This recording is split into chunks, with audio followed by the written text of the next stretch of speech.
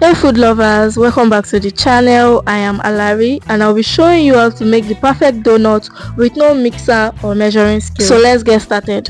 To accurately measure your flour, make sure you don't do this, scooping the flour from the bowl just like that. Instead, you do this. Make use of a spoon, then scoop in the flour into your measuring cup, and once it's full like this, level the flour with a knife, just as you can see in this video. The detailed measurement is going to be attached in the description box, so don't forget to check that out.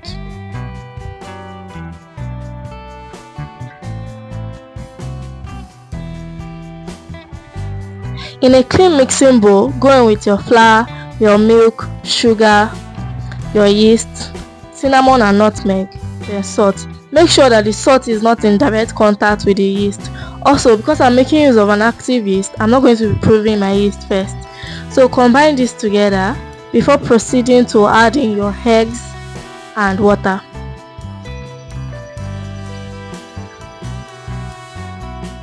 With the help of your clean hands, mix this together to form a dough. This does not have to be perfect, just combine it together, bring all the ingredients together, and once you are done with that, you are going to transfer this onto a work surface, and that is when the work begins.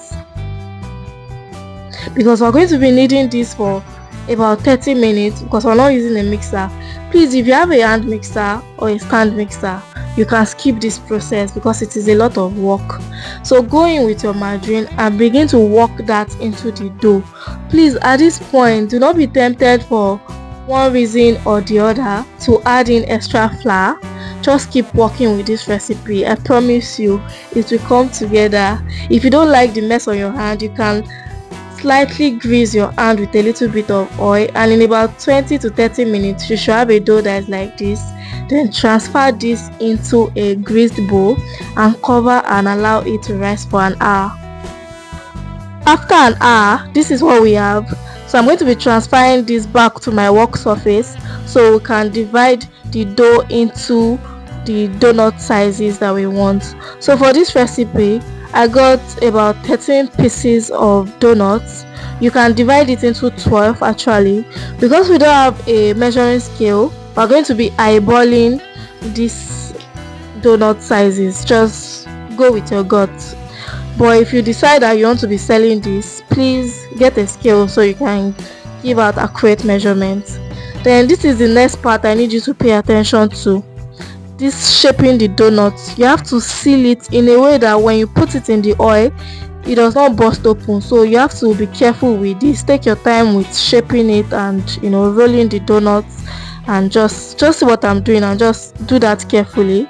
Then once we're done with that, we're going to cover this and allow it to rest for another 30 minutes. And after 30 minutes, this is what we have.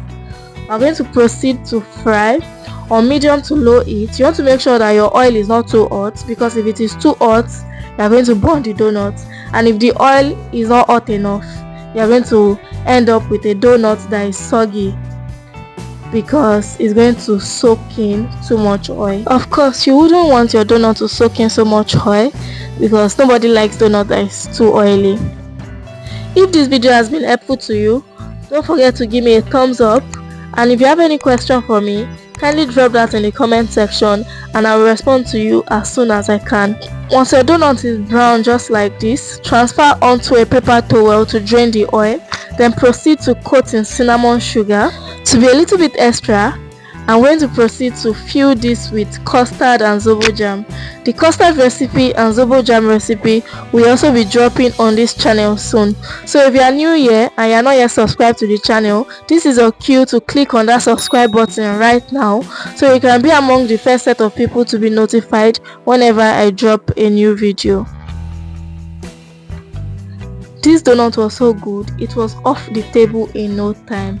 I can't wait for you to recreate this and let me see your recreation. Also, if you have any recipe in mind you want me to simplify for you, kindly leave a comment about that and I'm going to try to make that and post it for you. See you in the next one. Toodles!